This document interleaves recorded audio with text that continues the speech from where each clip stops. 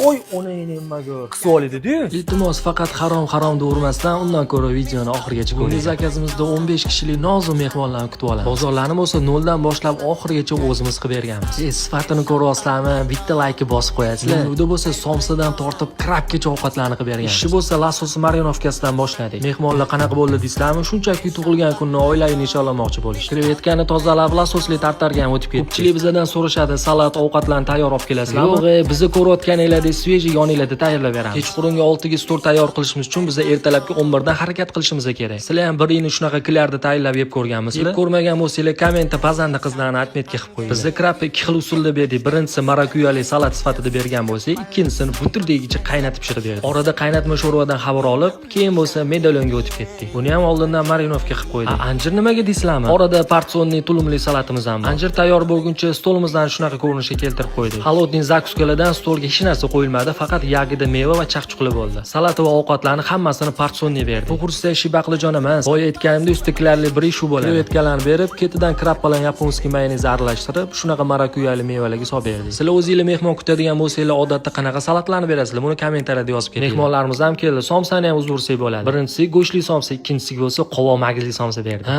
aytgancha orada asarti nonlarimiz ham bor edi. Bolalarchi, bolajonlarni ham o'yladinglarmi deysizlarmi? Bizda hammani inobatga olgan holatda ularga bo'lsa 2 xil pitsa pishirib berdik. Bu galgi zakazimizda posudalarning hammasi uy egalaridan bo'ldi. Agar xohlasanglar, posudani komplektni o'zimiz bilan olib kelishimiz ham mumkin. Pitsalarimiz ham tayyor. Endi biz sho'rvaga harakat qilib sekin bersak ham bo'ladi. Sho'rvadan keyin yana 7 xil ovqat berdik, lekin afsuski videoga sig'dira olmadik. Bu videoni yaqinda mehmon kutmoqchi bo'lgan do'stinglarga jo'natib qo'yinglar.